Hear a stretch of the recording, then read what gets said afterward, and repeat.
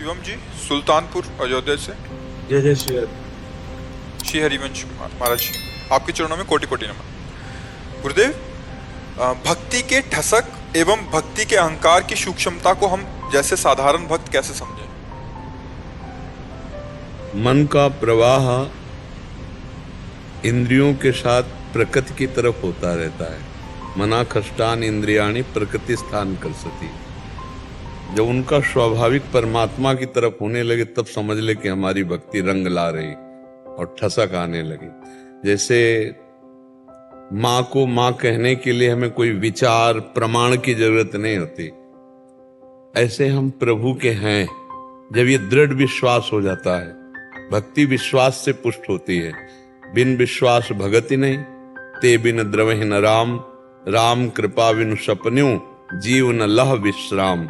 बिना विश्वास के भगति नहीं और बिना भक्ति के भगवान का अनुभव नहीं होता।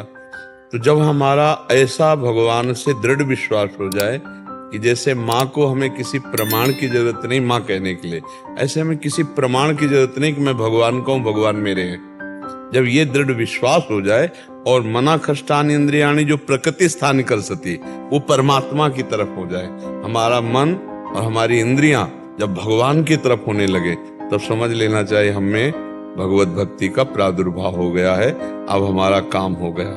जब हमारा मन और हमारी इंद्रियां स्वाभाविक प्रभु की तरफ जाने लगे, जैसे विषयी पुरुष का मन स्वाभाविक विषय चिंतन करता है अनायास बिना प्रयास के, ऐसे ही भक्त का भगवान का चिंतन अनायास बिना प्रयास के होता है। तब मानना चाहिए कि हमारी भक्ति रंग लाई है, अब शुद्ध भक्ति आई है।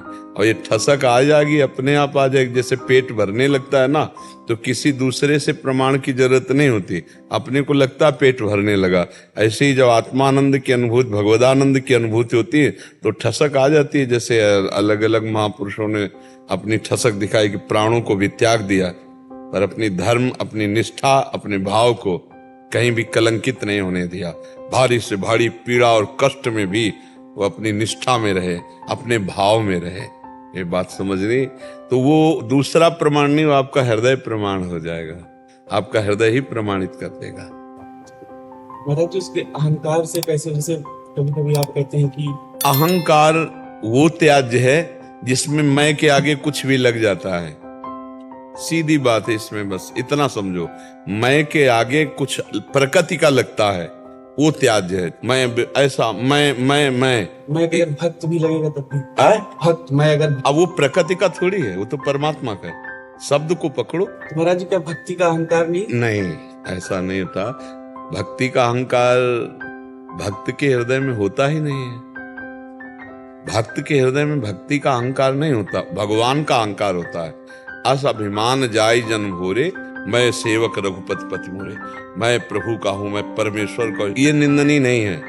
बात शब्दों को जब पकड़े तो उसमें उत्तर आ जाता है। हमने कहा प्रकृति जन्य कोई भी वस्तु, व्यक्ति, स्थान जब मैं के आगे लगता है वो अहंकार हो जाता है। कि जैसे मैं धनवान, मैं रूपवान, मैं जवान, मैं विद्वान, मैं बलवान, मैं जो भी आप, ये सब प्रकृति का है ना, और मैं भगवान का, ये अहंकार बना रहे, भगवान मेरे, मैं। तो ये अहंकार नहीं है, ये बंधनी है। ये भगवत प्राप्ति की तरफ हमें अग्रसर करेगा। जैसे हम लोग बोलते हैं श्यामाजू के बल अभिमानी, हमारे माई श्यामाजू को राज।